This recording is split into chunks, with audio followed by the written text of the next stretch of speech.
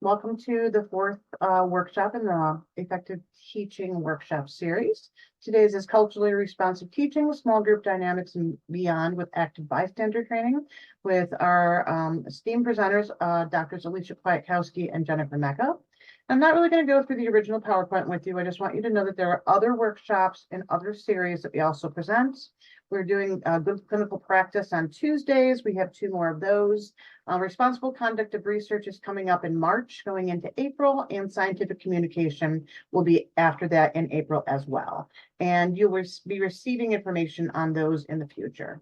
And I just want to also state that if you are involved in the micro-credential for effective teaching, please make sure you are submitting your work, and anybody who submitted their work this week will be getting it back tomorrow. And I appreciate all the hard work you're putting into it. You're doing a great job. Thank you, and I'm going to pass it over to our presenters. Thank you very much. And thanks for those of you who are joining in and getting signed on and situated. We really appreciate you continuing to come back for this session. And today's session is going to be focusing more on culturally responsive teaching. That will include some emphasis on small group dynamics and some ways that you could be incorporating that not only into those types of activities, but within your suite of facilitator tool skills. And then we'll also spend some time talking more about the bystander training and some other components in teaching and reviewing some strategies such as calling in and calling out. I do want to just set the stage by saying that, a lot of these topics and things that we're talking about don't always have just one correct answer or approach or response to them.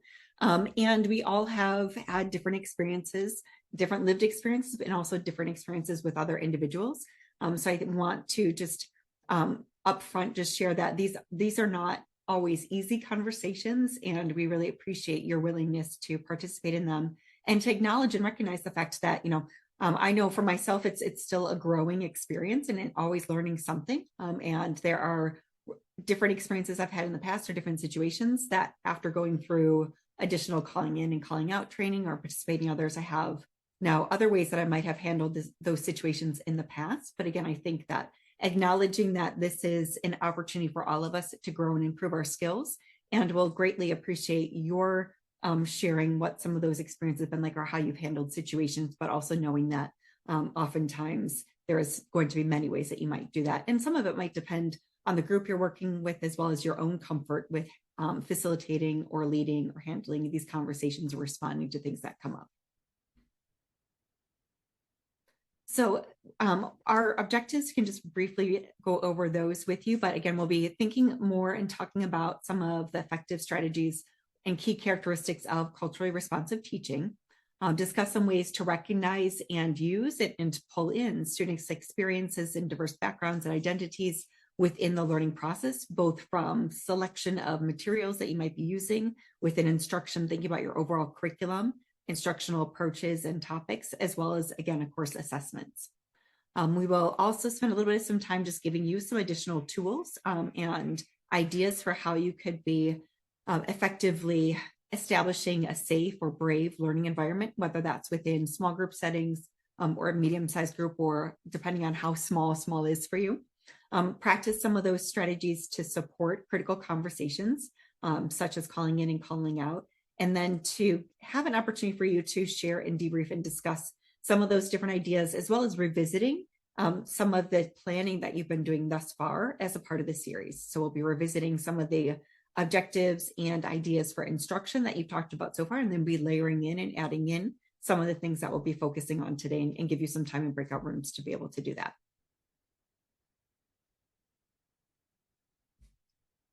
And I will also, again, just encourage people to feel free to use the chat as you have been throughout our series together.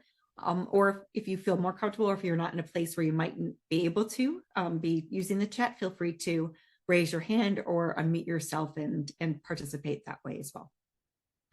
So one of the things that we just want to start thinking about to set the stage for this is a reminder of an understanding of Maslow's hierarchy of needs. Because if we don't take a moment to pause on this, then any of the types of interventions, activities, and things that you might be incorporating might not be possible simply because of where individuals are. So acknowledging the fact that in order for learning to take place, for people to have attention and motivation, all of those things, we need to ensure that they have their physiological needs met. So obviously we talk a lot with individuals about sleep, nutrition, as we looked at the COVID pandemic and the impact of that on our education systems, things like access to technology, as well as internet access and reliable internet access at that.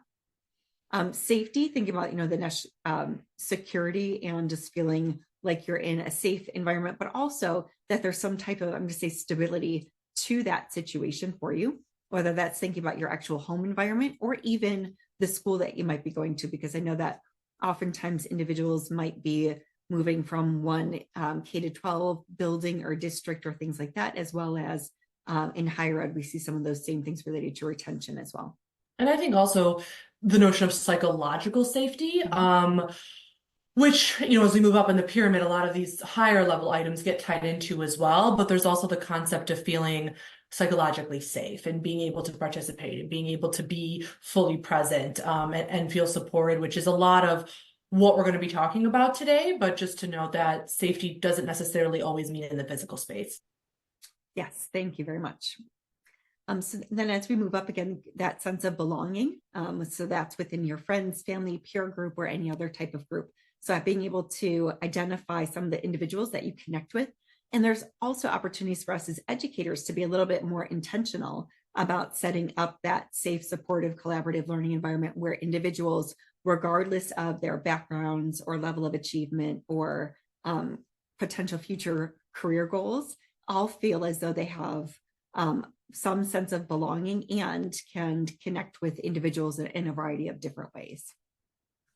And then as we move up again, you have that esteem, so that respect for others, that idea of self-esteem and self-efficacy, so belief that you can do this, belief that you can achieve whatever that might be, as well as acknowledging the fact that there might be continued opportunities for growth within that. So if you end up getting within an academic environment some negative feedback or critical feedback, or maybe you don't score as well as you wanted to on an exam, on an assignment, on a group activity, and so forth, feeling as though you do have the skills, access to the resources, tools, and ability to continue to improve and things to be striving for or working towards.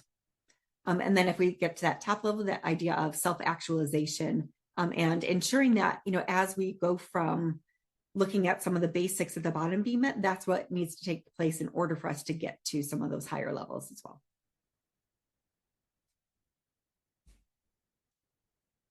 So there are, especially I would say in recent years, a lot of discussion and conversation around some of these different terms. So some people may be more familiar with things like cultural competency, cultural responsive pedagogy, culturally responsive teaching, culturally like meeting some of those different language places. And I don't want to spend too much time getting into the nuances of it.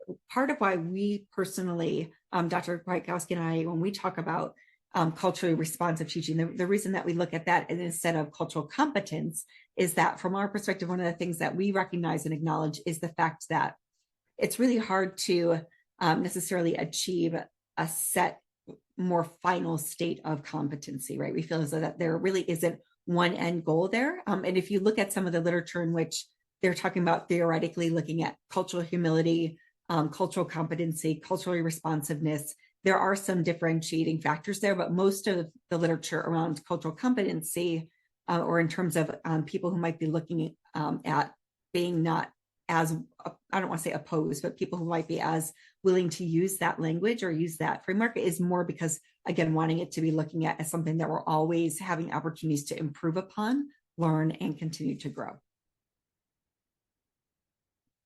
And so you can see here that we just wanted to ensure that as we begin the conversation today, that we are spending a little bit of time just clearly saying that when we're talking about culture, what we're thinking about really is that dynamic system of social values, the cognitive codes, behavioral standards, a lot of this being, I'm going to say, somewhat hidden, and some of the hidden rules of different groups or different individuals. And those are the beliefs that we also use to allow us to feel some sense of order within the group or environment in which we are living, and be looking for ways to connect with others or potentially to be involved in those other cultural experiences as well. And then as we're thinking about and discussing the idea of inclusivity, The practice of inclusion or including others implies this intentional practice, right? So recognizing and working towards mitigating biases, stereotypes that lead to the marginalization or exclusion of some people. So to get some of your thoughts and input into this important topic, we would love to hear your responses. And again, this can be through the chat, or if you happen to not be able to chat and would feel more comfortable on miking, to be sharing some of what you think cultural responsive education looks like. Or if that's too hard for you to describe, potentially thinking about what are some of the things that you would expect to see or hear a culturally responsive educator do within a specific learning environment. And I'll pause for a moment to allow for people to collect their thoughts. And when you feel comfortable putting some things in the chat, you can certainly do that. And while people are thinking or maybe adding some notes in, some of the things that I like to think about here would be that there's probably some varying degrees, like the spectrum of what that might look like, right? So if you think about a classroom or a learning experience that is going to recognize or acknowledge other individuals or their backgrounds or some of their different spirituality or religious preferences or things like that, that could be included there. But then there's also a little bit more of an opportunity to, instead of just acknowledging it or mentioning it, having students bring in and share some of those examples, incorporating or bringing community members or others, individuals into that learning experience as well. So that it really can be told from more of a first person type of experience, as opposed to, briefly making some suggestions about some examples of how else it might be presented. And I think one of the other things that we also look for is the inclusion of a variety of different cultures and ways of including other, whether it's, again, religion, ability status, veteran status, and so forth, in terms of the actual, I'm going to say, artifacts. So the different curriculum materials, so readings, or even just within the images that are used within PowerPoints, things to be thinking about as well. Some really great mentionings in the chat. And for those that aren't able to see the chat, we'll read some of them, acknowledging their own biases and privileges, that the expectations are high for all participants, learning about the culture beforehand, and maybe that's the culture of your institution. Maybe it's the cultures represented within your student body that you're working with. We mentioned this last time, so it's nice that this is being brought in again, but being aware that some cultural references may not be universally shared. Last time we talked about, when giving analogies, but the implications of this are far more reaching than that, but a wonderful example. And having everyone feel safe, which is really, I think, inherently what our goals, one of our goals is as an educator, right? That everybody feels included and supported, not targeted, and when possible, trying to eliminate bias. Learning through the experiences of students, as well as keeping your perspectives diverse and creating an environment that allows everybody to know, invite, recognize, and respect all students for their values and diverse input. And again, about a comment about the general makeup of the student body class and being aware of things like religious holidays when thinking about scheduling, or that could potentially impact a student's performance. Lent, Ramadan were examples that were given, which, this hasn't come up actually before when we've given this. And I think that that's a really insightful and practical way to ensure some cultural responsiveness, appreciation for different communication styles, and that the uniqueness of our students contributes to the learning environment in an important way. So I think a lot of really great things being mentioned in the chat, and thank you all for participating in that. Yes, absolutely. And Maureen, thank you especially for bringing up the different types of religious observations, because I know that I see that a lot with our students, especially when they are being prepared for board exams, because that happens to typically fall upon a time in which they will be fasting. And so really having some informed conversations with students then about what does that mean for your own personal schedule and when you're going to be, most able to focus and concentrate on the studying versus what are the other considerations that we need to take into place in terms of your when you might be observing some of those and having different activities that you might be participating in either individually or with family members or the community as well. And Alberto kind of echoed that in the chat as well, in terms of thinking about, can you demonstrate for the students? And this was a clinical example brought up, a difficult conversation with a family of a patient, where there may be a need for some cultural sensitivity, cultural responsiveness. And if the student or the learner isn't at a point where they're able to do that, what is the role modeling that's occurring on behalf of the educator and the teacher? And what is the example that they're setting? So I think that, practical implications, but role modeling and remembering that they're kind of always watching us, right? And they're watching how we handle, especially the most challenging of situations. Right, absolutely. And you'll hear us come back to this, quite a bit, but I think that one of the safest ways or our best thing to be doing as educators is to approaching it from a stance of curiosity, right? Because you can't make assumptions necessarily about how all people might be celebrating or want to feel included in those ways or some of those. So it's always one of the things that I try to remind myself I'd rather ask questions. So what does that mean for you? And how will that potentially be impacting your availability, your scheduling, your time of when you might be most willing to meet with other individuals, take practice exams, and so forth. And I think that is just one way that you can oftentimes do this. And I think it allows for people then to share how they might be best practicing that or involved in some of those areas. And seeing some other things that we'll definitely be bringing up and talking about more in terms of some small group discussions as well. So thank you all so much for these great comments. So when we talk about culturally responsive teaching, that a lot of that work comes out of the work of Geneva Gay, and that primarily was, I would say, more mainstream in like a K-12 education world for a number of years in the 1990s to the early 2000s, but has more recently spread into some higher ed domains as well. And really, when we talk about culturally responsive teaching, what we're looking at and what we're hoping to see is that you'll be able to, as educators, and be encouraging and supporting your learners and your colleagues to be using the cultural knowledge, their prior experiences, those different frames of reference to make that learning environment and those learning tasks much more relevant and effective for them. And one of the things that we oftentimes will hear is that in order to understand our students' voices and opportunities and ways to do that, we must also recognize and understand our own. So this is where we come back to having some discussions and conversations around using some different tools to do some self-reflection, similar to some of the things that we did last time, but then some things that we'll do today as well. And now again, as we look at, so what does that look like?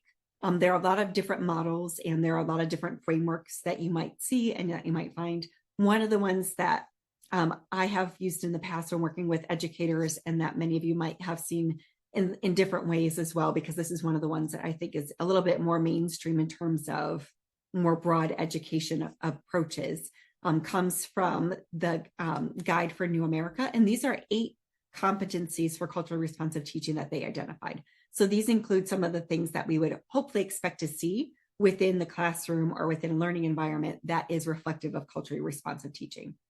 So that includes, recognizing and readdressing bias with both within the system and within ourselves and the individuals within the class, drawing on the students' cultures to shape the curriculum and the instruction and those resources that we might be using. And at the end of our last session, last time we shared with you the Northwestern checklist that has some practices and recommendations for looking at how inclusive your materials or the curriculum or instruction that you're designing is. So that's a great tool that you could use for that. Bringing real world issues into the classroom and having conversation around them. And again, reminding people that it's a safe space for them to be able to do it, but also to acknowledge the fact that it might be too difficult of a conversation at that time for some students. So to be identifying potentially different options for their involvement or engagement, and always also identifying the resources for support that are available to them as well. So a lot of times when we have our curriculum, that's our MEERI, medicine understanding social equity. So that's like our anti-racism curriculum within the medical school. We will always start most of our sessions with identifying who some of the different people are in terms of their OMSPD people, as well as counselors and psychiatric opportunities or offices that are available to them in case they find these conversations to be bringing up things that are difficult for them to talk about, so that they know what's available in terms of resources for those areas. You'll see then that a few of the other things that were listed there are things we've talked about already, but communicating, which came up in the chat quite a bit, in linguistically and culturally responsive ways, collaborating with families and community members, all things that we've already mentioned through the chat. Just to add, and we're going to be talking about a lot of ways to do some of these things throughout the rest of our time together today, but there are often other resources that are available to you through the schools in which you work. And there are also policies that pertain to when you witness things that fall on the spectrum of disrespect to discrimination or harassment, that there are some things that are required of you as a faculty member in your school, such as reporting, right? So I think it's important. It's amazing that you're all here today. So maybe this is the wrong audience to remind of, but your school also often has a lot of robust resources in this, as does our own university and our Office of Equity and Diversity and Inclusion here at UB. So I think as we discuss ways to do this, know that you'll have this PowerPoint to reference when you hit a tricky situation, and that there's more support available to you than just this. Thank you for that. So we have a tool that we wanted to have you take a few minutes to complete, to just take some time to reflect on some of your own personal values, as well as how you think about and potentially also your comfort with discussing and considering some of these different areas. So this comes from a colleague of ours who's at the or within the School of Computer Sciences. So Dr. Lizzie Bartlett, who has collaborated with us on several different things across the curriculum and had shared using this tool and a few other case scenarios within some of that work together. And we really find that this particular list of statements is a nice way to have people just pause and reflect on some important things. So if you can take your device or using your phone, you can just scan the QR code, and then we can also put that link in the chat. Alysia, thank you. The chat in the link in the chat box, so you can click on that as well if that works for you. And you don't necessarily need to go through all of the statements, because there might be one or two that you really want to spend a little bit of some time thinking about and unpacking for yourself. But hopefully you'll have a chance to at least take a look overall at some of the statements and then find a couple that you can reflect on as well.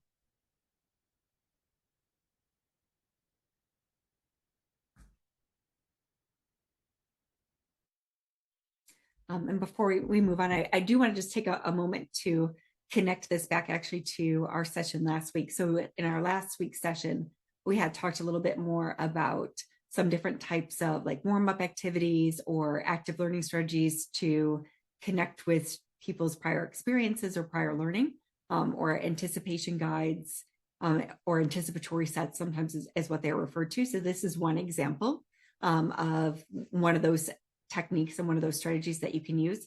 And you could really imagine, if you were doing this with your own learning situation or your own teaching situation, that you could, do something that has a number of statements like this, or you could potentially pick 3 or 4. It doesn't necessarily have to be a large number. And then again, you could have people do a think, pair, share, in which they might share 2 of the statements that they most strongly agreed with or that they most strongly disagreed with, and have a conversation on that. So there are a lot of different ways that you could use this type of activity. You just want to label that as such. And I also want to say that, there might be some opportunities here too, if you noticed within yourself that there were some things that you felt a little bit less comfortable with doing or talking about for self-directed learning in the future, and to take advantage of, many of the different opportunities for training and workshops and symposium and so forth that the university has to offer as well.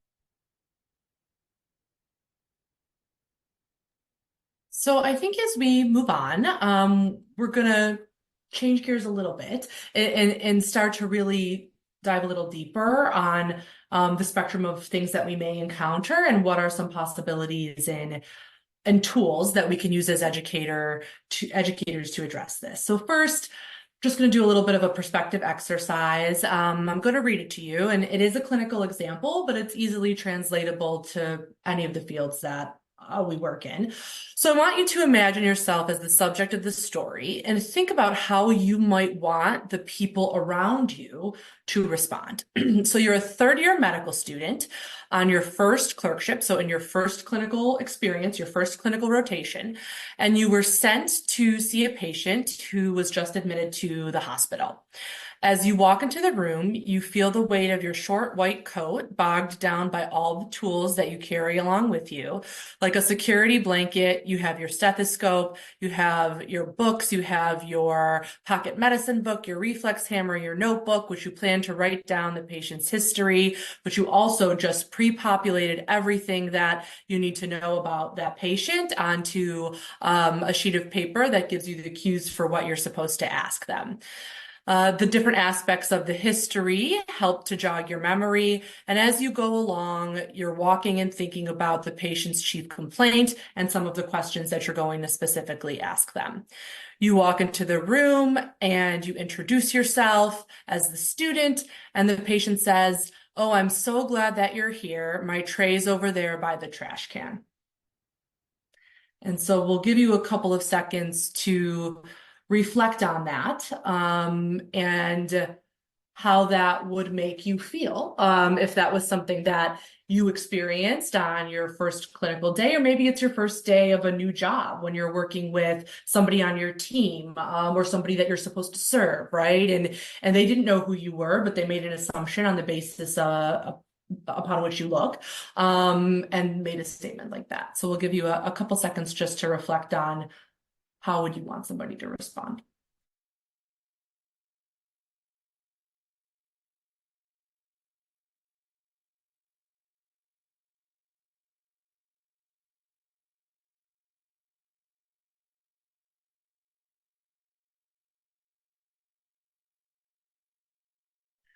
And so to open it up, obviously when things like microaggressions, macroaggressions occur, that's the obvious time and need for an educator to potentially step in. But inclusive practices start before those things occur, right? It starts from your initial interactions with your learners. And so some general inclusive practices in the absence of an inciting event would be a lot of these things we mentioned in the beginning, right? Inviting people to speak from their own perspectives, bringing in your own personal experiences. And I think one of our colleagues mentioned acknowledging your own privileges and biases, acknowledging the work of self-disclosure, which we mentioned in the beginning as well, that it's a challenging session today, but it's rewarding to be able to talk about these things and being able to disclose things about yourself that you may not always feel comfortable in doing is an important first step, and making a habit of noticing who is speaking and who is not speaking, right? And we have a case example to illustrate that in a few slides. This was also mentioned in the chat, not expecting, quote, diverse students to be spokespersons for their identity group. And many of us may be familiar with what's known as the minority tax. And some of that has to deal with feeling that you're expected to be a representative of your ethnicity, or that you're called to do so by people such as educators, right? Thinking about agreements and can you have a mutual agreement with the group that you're teaching that everybody is going to speak from their own perspective and no one knows everything? And then practice language that acknowledges different lived experiences. So for those of you who have traveled abroad, what might this look like in other cultures? Or does this remind you of other examples of bias that, you may have experienced? And then thinking about an opening up or a norming process, this is one that Dr. Meka had developed, and that, what do you like for yourself to be called, right? And what are your pronouns that you use? I think a lot of us have adopted putting this in our email signatures and in our, signing in the Zoom sessions. And then a little bit more about community agreements or guiding principles. So what are the shared things that you can all agree to try to create this culturally responsive learning environment? What are your expectations for your learners as it pertains to that? And thinking things no longer about safe space. And it's interesting because one of our colleagues in the chat had mentioned that they don't like the use of the word safe, and that there was some other language that they had adopted in their own practice surrounding that terminology. We like to use brave. This is difficult to talk about. It requires courage to speak up and share experiences or share opinions that you may be worried how your colleagues would interpret or your students would interpret. So, and then just asking, what do you need from us to learn, to grow, to take risks? And in the sessions that we create, we want our learners to be pushed out of their comfort zone. We know that that's the maximal zone of development for them, but we don't want them to be so uncomfortable that they're not learning and they're not gaining anything out of the learning exercises that we're creating. So a simple thing such as asking can really go a long way.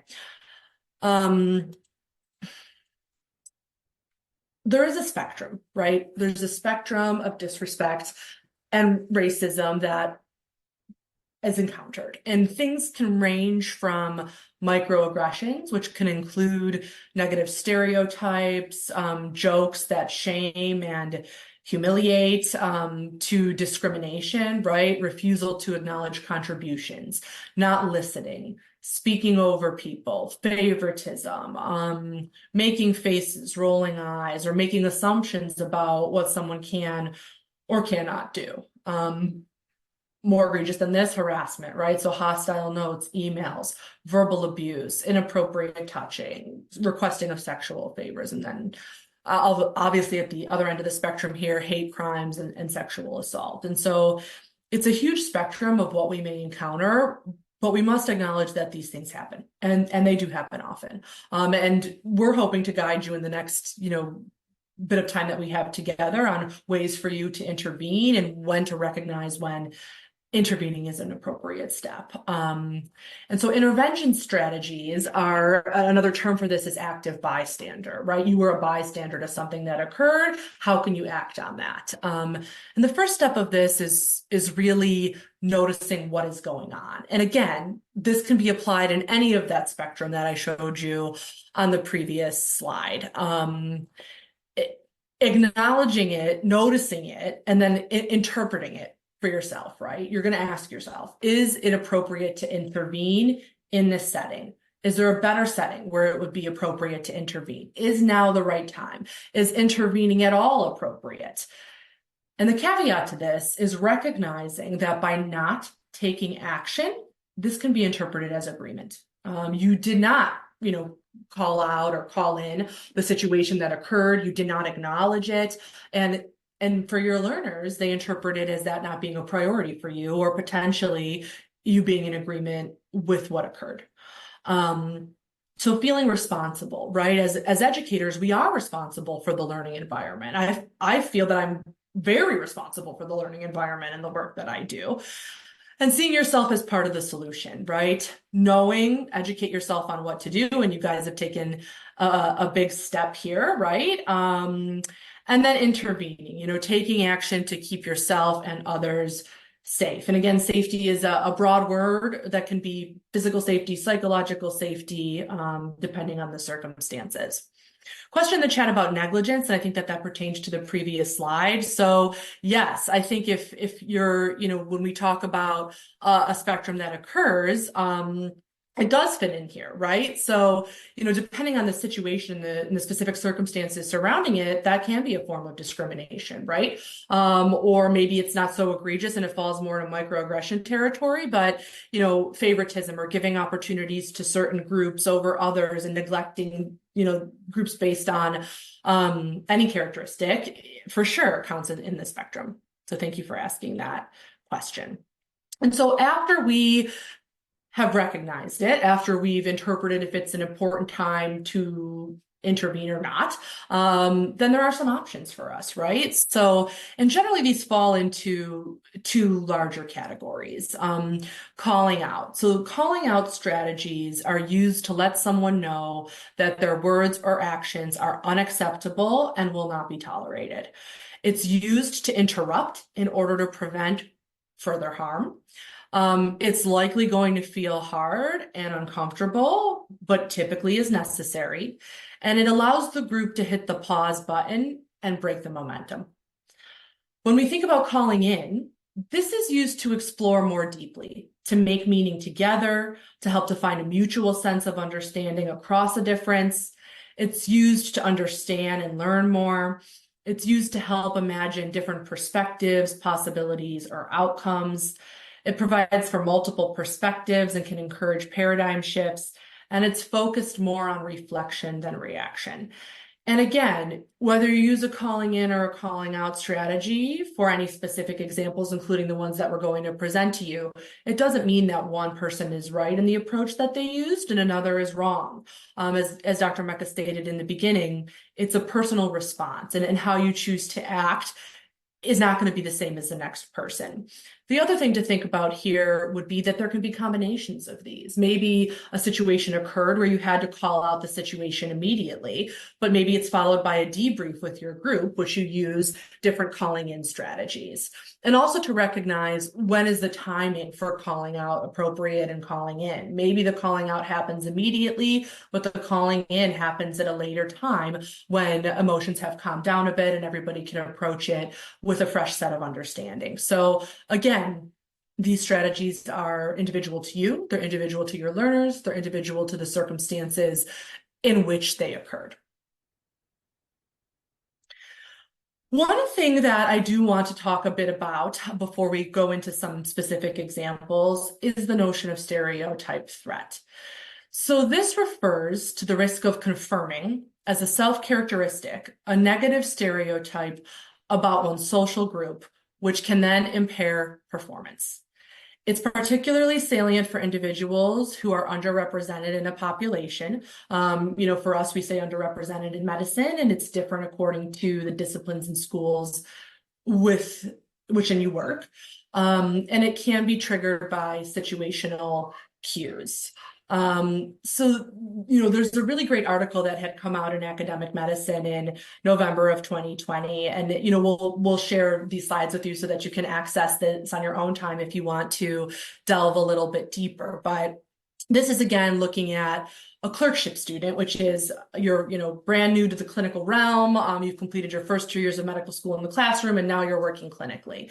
And stereotype threat was found to be a 3-stage process in which a student was first triggered by race, next spent substantial cognitive resources to understand and then decide how best to respond to that trigger, and then finally responded to that trigger. So, you can see in the diagram that something occurs triggered by the colored lens of race, ethnicity, and maybe something triggers past experiences. Maybe it's a microaggression. And that plays into an internal dialogue. And we have to think here about what power dynamics may be at play, who made the comment or who was responsible for the triggering situation. Was it somebody who the student directly reports to? Was it a peer? Was it a patient? Acknowledging, what the emotional impact is of that. And for the internal dialogue, the learner is worried about how they're going to be assessed. How are they going to be graded? What might happen to them if they, respond in a certain way? And then thinking about the different types of responses, right? Falling into avoidance, feeling too paralyzed to speak, or simply deciding not to respond to a perceived threat for a variety of reasons. Maybe it's prevention, efforts to fit into the culture of medicine. Some described as trying to fit into a dominant culture by saying their name in a more Americanized way when introducing themselves. That's, one example of trying to prevent future circumstances or future microaggressions from occurring. Thinking about deferral, right? And responding to the threat later. So maybe students seek support from external resources, a therapist. Dr. Meka was mentioning in the beginning that a lot of the time there are additional resources that we encourage our students who experience this to use. Maybe it's somebody from student affairs, maybe it's a partner, it's a member of our EDI team. So I think that, that's some other great examples. And then confrontation, right? Directly challenging the threat. And when this occurs, it's typically anticipated by the learner that it's going to be well received. And strategies can include using a friendly tone, asking questions rather than making declarative statements, using jokes to decrease tension. So those are all different ways that the learner may try to process what's going on and try to respond. We as educators like to think of ourselves as allies here, and where do we play a role? And I think there's a lot of ways that we can assist the learner when these things occur. Some of the examples of this would be drawing the line, right? Making it clear to patients what was or was not an acceptable behavior. And it's not just patients, it's colleagues, it's members of your small group, maybe it's members of your lab, maybe it's members of even the team that you work with and your colleagues that also work with learners. And you can see, some of the examples that are provided. I'm not necessarily going to read them to you. If you want to do a deeper dive on this, you can. So drawing the line is one thing, making it very clear to patients or whomever what was or was not acceptable behavior. And that kind of goes along more with a calling out type of strategy, right? You're hitting the pause button, you're drawing the line.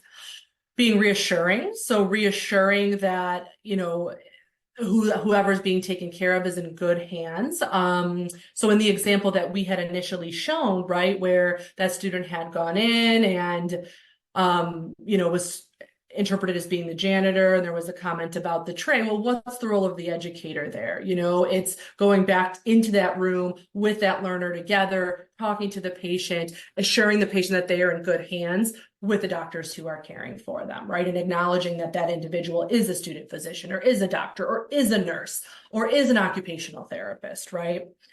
Correcting misconceptions, clarifying racial misconceptions made by others in the learning environment. And we have an example that's going to hit directly on this, so we'll have a bit more time to do a deeper dive on this one. So this may be something that you think about using with a peer and somebody that is also involved in the education of students or in, or in working with the same group of learners. Creating a teaching moment. So this is where you'd start to think more about those calling in strategies. Using a microaggression as an opportunity to teach the entire team about checking biases. And again, maybe it's a combination of calling out and calling in, but you make a teaching moment out of whatever occurred. The way that you do that is up to you. But even leading by example and having that difficult conversation is a teaching moment in and of itself through role modeling, which was mentioned in our chat earlier.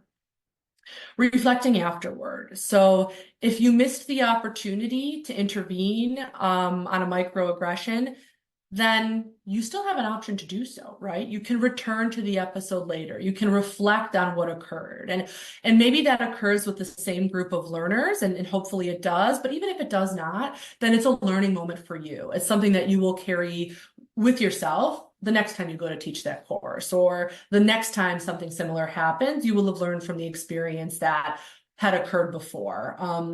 In my role as program director, it's been 4 years, and I am much more comfortable and better equipped to handle the things that come my way now than I was 4 years ago. And it's taken a lot of different situations that have come up for me to learn when I might utilize and employ certain strategies according to how egregious I find the behavior to be, but also what's in accordance with our national standards, our accrediting body, our policies for our school, and making sure that I am working within the best of my ability within those guidelines. But it's not something that it just happens overnight. And I think, Dr. Key, that's a really good point, because I think one of the things as educators that can be really helpful is along the way finding some of, I'm going to call them scripts, or some of that language that you feel comfortable using within these situations. And so we're going to have a chance for you to discuss some examples in your breakout groups And during that, if there is language like that that you feel comfortable with and you're willing to share with others, please do so, because I think that that's, part of what we can do to be helping support each other too, is to give each other some ideas for ways to respond, or some of the language to use in these important discussions and conversations. So you'll see here that we have a few different examples, and we will have you take a look at the example and then give you a few just different questions that you can be discussing when you go into breakout groups for that. So there are some things that you could talk about related to what you would say next or how you would handle that situation. And then you might also consider some of our like what if scenarios. So like what if, if there were or weren't, Black students present in this particular situation, or what if, there were someone of color had made that statement. So I think that there's some other things that you could potentially discuss in your group, knowing that you won't have a ton of time to necessarily get through all of those. But if there are things that you feel like you individually would love to hear others' perspectives on, we encourage you to bring some of those things up at the beginning of the conversation. So I'll leave this, have Alysia leave this up for a moment. And I know that Catherine's going to get the breakout room set up for us. But in this particular example, what we would like you to imagine that your group is discussing research ethics. And you can imagine, whether that's a very formal course or if it's something that's maybe a little bit more of an informal seminar or whatever that might look like. And a student brings up the Tuskegee syphilis study as an example of how important both informed consent and ethical justification are in research. And as the group talks about the lasting ramifications of the study for research ethics in clinical care, one of the students in the group's remarks, hearing studies like this, it doesn't surprise me that African Americans don't trust doctors and are less likely to be compliant with medication. And as you look around at the other people in the room, you notice that some of the students are nodding along, almost as if they are agreeing, and a few look uncomfortable. And so that's the scenario that we would like you within your groups to take a few minutes discussing. And again, feel free to share some of the ways you personally might respond to this, or if you had some similar situations, some of the ways that you address that yourself. And one of the things I will say too is, again, leading into our brave and continuing our brave learning environment, is there might be things you tried that did not go well. And those are just as important to share with the group as well. I know that I've had those experiences personally, and I'm sure many of you have as well. So please do feel free to share that if you're comfortable in your small groups. Great, I will open the rooms now. Thank you.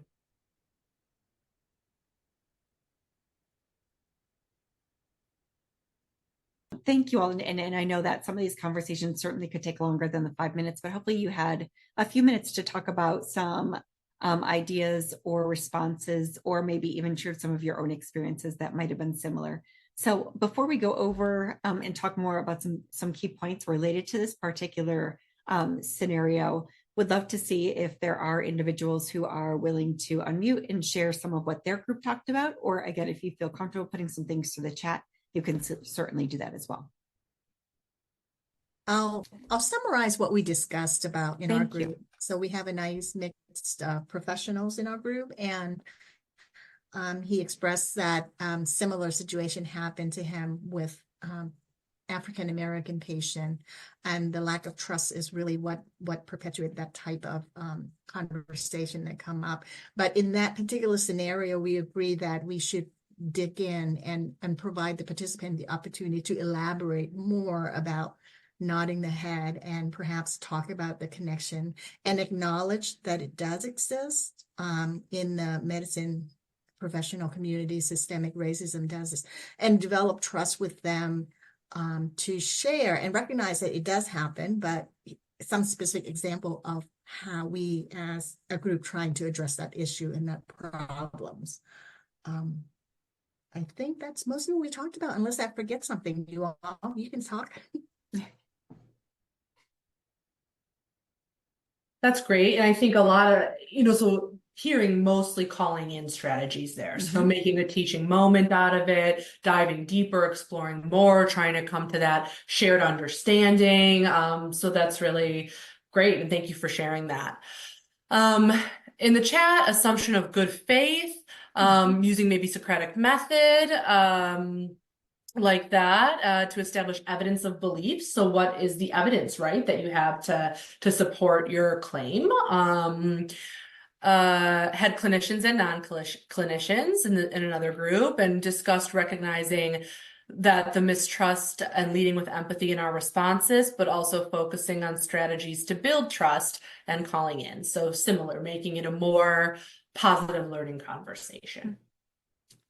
Thank you all so much for that. So some of the things that we wanted to just highlight related to and sharing some, inclusive practices that we could include here and discuss with you. Some of you mentioned already, and some of the things that were brought up when Dr. K gave us that nice intro there. But when we think about some of those inclusive practices that we want to do and include, and I'm seeing some other people are adding some of these things in the chat as well that align with a lot of these recommendations. So again, having that agreement in which you are acknowledging that we're all learning and that we sometimes all make mistakes, assuming good intentions, which I know I saw in Greg's response as well through the chat, making a habit of uncoupling internal impact and its external signs, especially on Zoom. So, when I think about end of life care, these are some of the things that make me worry, or acknowledging the fact that, when you said that reminded me of whatever it might be. So if you happen to maybe have a facial reaction to a certain thing a certain way, being able to take a moment to really articulate and share what that might have come from and what that was related to. And again, making sure that those are things that are not something that is not addressed. So addressing them in whatever ways that you can, and doing so some in that group session, as well as potentially having some other follow-up discussions along the way. And there are, again, some different language that you can use. I'd like to take a pause here for just a moment, describing then what you heard. So in that comment, I heard that African-American patients don't trust their doctors and are less likely to be adherent, which sounds like a stereotype to me. What do others think? Or when I hear ideas like that, I become concerned about unintentionally learning to perceive groups of people differently because of a single factor. And that's not something that I think that we all are committed to or are working towards. And so that's something that maybe we should spend a little some time discussing so that we can all be working towards setting up equitable relationships and opportunities with our patients or our students or whoever it might be. And in terms of sharing things that we haven't done great in the past, I had a similar situation come up a number of years ago where I was giving a session on a type of vasculitis, which is an inflammation of the blood vessels that had been renamed because the initial name of the disease was an eponym for a Nazi physician. And so it had been renamed over the past 20 years, but more so in the past couple of years to an acronym. So I'm giving a session on it, and there was a learner present in the group, and it was a didactic of probably 40 people, 40 learners, all same group. And he asked, well, why do you keep saying the acronym? Like, why don't you just say the name? And I said, well, because I explained the situation, explained the trend, explained that, a lot of the diseases that have been named after physicians are moving away, but especially in this circumstance. And he kept pressing it. He brought it up like a second time and a third time. And I lost my temper a little bit. I was like, I've already addressed this with you. I think at this point you're being disrespectful to your colleagues, and I'd like for you to hang back after and we can have a more thorough discussion. And what I've learned in the years following that it was a missed opportunity to bring in peers for some peer accountability, to explore how it made other people feel. And so I think having been in a similar situation before where I used calling out, it was a potential opportunity to use some more of those calling in strategies that I hadn't utilized before and may have not been so familiar with. Absolutely. Thanks for sharing that example. And here, similarly, some additional thoughts on how you might have further addressed that conversation or led it into a different discussion. Saying that, where does that idea come from, or help me understand what you were thinking there. And so it sounds like it would be more accurate to say that because of historical mistreatment, African Americans may be mistrustful of medical care. And this can be potentially one reason why a patient might have trouble adhering to treatment. And so I think also acknowledging participation in the discussion And again, recognizing the fact that those are oftentimes not some of the easiest discussions to be having, and especially individuals who might be thinking about different ways that they might reframe things or be talking with their peers or classmates about those particular situations. In the chat, I just shared one example of a link from another institution as well that has some different, what they refer to as scripts to avoid mistreatment. And basically what they've broken down here is they've identified a few different scenarios that you might experience as an educator when working with different learner groups, or if you happen to be within healthcare and potentially have this happen with patients as well. And you can see that there are some recommendations for how you could address some of those situations. And then they also have towards the end of that page, if you expand the accordion towards the bottom, some of the things to avoid doing and a little bit of some explanation for why to avoid doing those things. And so there's a link at the top that if you find those to be helpful, they actually tell you how to save those to your phone so that if you happen to need some reminder, or you're in a situation where maybe you have tried one or two stems or conversation starters that maybe aren't going somewhere. This is a nice thing to be able to pull up to that you can then refer to have some other ideas for language or ways to redirect the conversation or to call people into further discussion around it. And so using that and using some of the ways that we have talked about addressing these situations, we have another example. So you have a Hispanic student who's been working to improve his knowledge, meets with his academic advisor. The form that accompanies this meeting, which the learner sees, refers to the learner as being, end quote, inarticulate. The learner's performance continues to decline. You volunteer to participate on a remediation team for the learner when you come across the advisor's evaluation in a performance review. And that evaluation that you're seeing has, that the learner is, quote, inarticulate, written on the form that now the learner has also seen. So as we think about this and as we go into our rooms, and if you feel like the conversation that you were having the last time should be one that you feel more strongly you want to continue, feel free to do that, or feel free to jump into this example here that we've provided for you. So in this, does the race of the student matter, and would you utilize calling in or calling out strategies? And we'll have Catherine put us back in our breakout groups to think about this example. Great, they're opening now. You're going to have 5 minutes. Thank you all. And we could tell that you were actively participating by your microphones in the breakout room. So thank you for your active participation, and sorry if you didn't have time to do a really big dive on this one. I will share with you, this is a real experience that happened to me a few years ago. I was the educator who found the evaluation that referred to the struggling learner as inarticulate. So this comes from one of my own personal experiences. Happy to hear if anybody would like to volunteer in the chat or unmute your mic, what the discussion was about how to potentially approach this. I could kind of talk about, oh, go ahead. Oh, no, sorry, go ahead. Okay. Our group discussed that we felt that really there should have been a collaboration before the evaluation even came out. And we also discussed how it was important, language in the situation is important in terms of what exactly does inarticulate mean? Is it in terms of the resident's knowledge, or are we talking about inarticulate in terms of race or ethnicity coming into play? And our group decided that calling in would certainly be a solution here to discuss the language used and why it's important. I really like that. So thinking about systematically what happened, right? What in what context was the form completed? Was it completed after? Were these things that, was this said to that learner verbally? So I think thinking about how the form was completed from a systems frame is important here. And thank you for bringing that up. Definitely, yeah, agree with calling in. Maybe we don't have enough information. Is the resident seeing the evaluation for the first time? The resident would have seen the evaluation independently on their own time, did not raise it to the program in terms of it being a problem, and then was found, when trying to put together a remediation plan for that learner, that's what their advisor had written about them. I think here too, there's a couple of different considerations.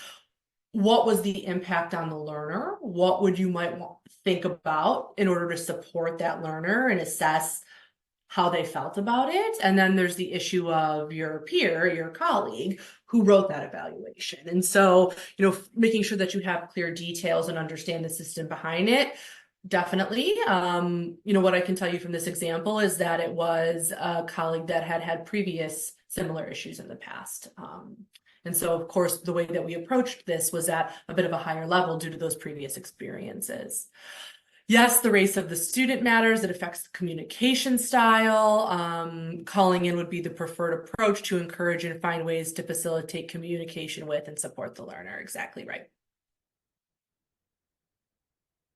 Yes, and thinking about the circumstance itself, does the race really matter? We see that it mentions race in the STEM, and what are the issues at play? Is it even relevant, without any of the additional context?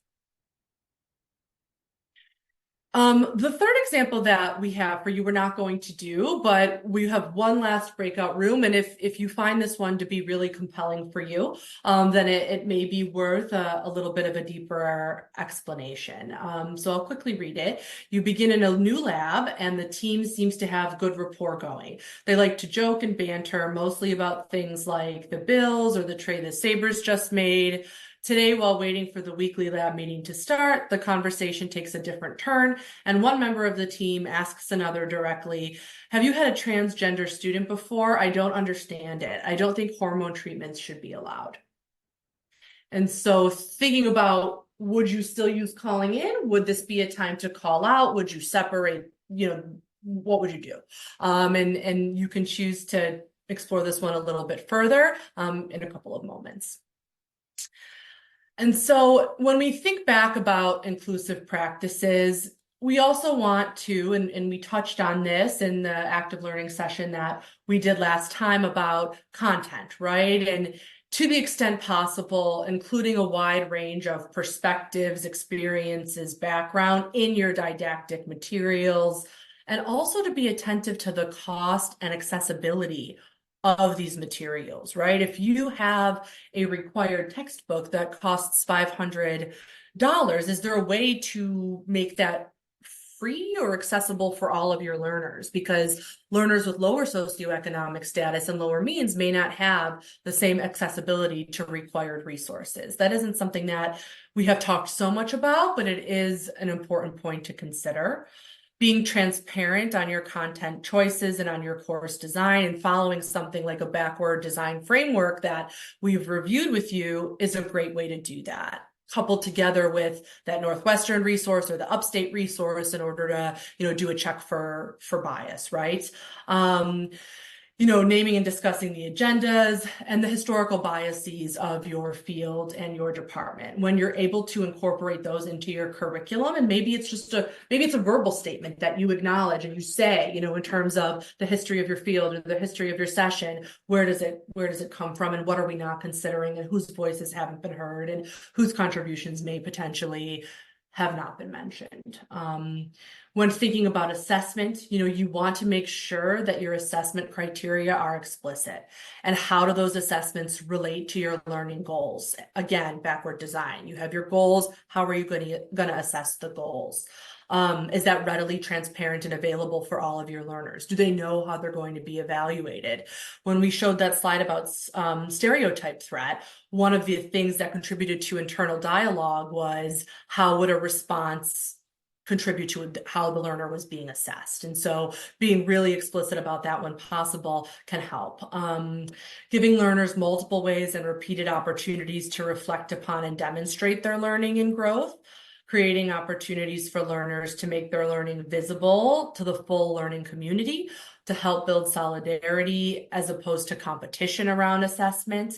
creating low stakes opportunities for learners to practice before they are asked to perform, for them to get feedback and incorporate that feedback. And thinking about feedback, and we have some foreshadowing here because our last session together is going to focus heavily on feedback and evaluation. And, we'll be pulling out some of these concepts regarding cultural responsiveness into that session. But as an introduction, delivering feedback that emphasizes, that the faculty member is using high standards and has confidence in the student's ability to meet those standards. And again, when we started our time together today, I think it was Catherine who brought that up, that you're communicating that there's high standards for all learners, and also that you're confident in the learner's ability to meet that. Emphasizing a growth mindset. This is a big thing with adult learners. Talent can be developed through hard work, feedback, and improvement. Are they giving the opportunity to improve? Do they have chances to show you their improvement? Avoiding the myth of mediocrity and giving examples about your own struggles when it's possible for you to do so. And this is, the last 5-minute breakout room for you. And you have a few options here. The intent was that you remember that backward design framework that we have done with you over the past couple of weeks. Maybe it's your one objective, your one assessment, your one aspect of session design. You could share that with your group and ask for suggestions on how to be culturally responsive. You could discuss that third scenario that we did not have a time to do the deeper dive on in terms of the notion about not understanding transgender individuals and hormone replacement therapy or hormone therapy. Or you could talk about anything that's a sticking point for you. Is there something that really hit home for you today, something you didn't consider, something you would want your peers input and feedback on? Maybe it's a situation you're currently dealing with or have dealt with, or maybe it was a new aha moment. So we'll give you 5 minutes to close up any previous conversations or chat a bit about the things that we just suggested. Rooms are opening. Welcome back. We're not going to ask to share this time because there were probably multiple different conversations going on. And so I'll turn it back to Dr. Meka to lead us home. Thank you so much. So we hope that you were able to wrap up some conversations or get some input from some of your colleagues during that last breakout session. And as we wrap things up today, I want to just remind you about, again, the importance of starting with something simple. So using some of these different tools to do some of that self-reflection, taking a look at different resources, things like that implicit association test that you can take, a variety of different forms of that through Harvard, through that link. And again, you'll be getting the PowerPoint if you grabbed it through the chat, or I know that Catherine sends it out for you afterwards as well. But those are some things that you could take a look at and consider using as opportunities for your own growth and your own reflection. And one of the things that we would just love for you to spend a little bit of some time thinking about as we wrap up our time together today is to identify if there was something memorable, and it doesn't necessarily have to be a new learning, doesn't necessarily have to be an aha moment, but just something that might have reminded you of, or a different way or different language that you could potentially use. And then based on that, is there one thing that you would be willing to make a commitment to act upon, whether in your current education practice or potentially as you look towards other teaching opportunities or curriculum opportunities that you might have moving forward in the future? So we won't ask for people to necessarily share those out at the moment, but something, again, that as you are reflecting on this and wrapping up from our time together today and thinking about some of the ways that you might be able to use the different approaches or different strategies or suggestions from today's session. We have a number of different resources that we had shared with you previously. So for example, the Northwestern checklist and some of the others that you might find helpful. So again, those will be some links that you can refer to when you take a look at the PowerPoint from today's session.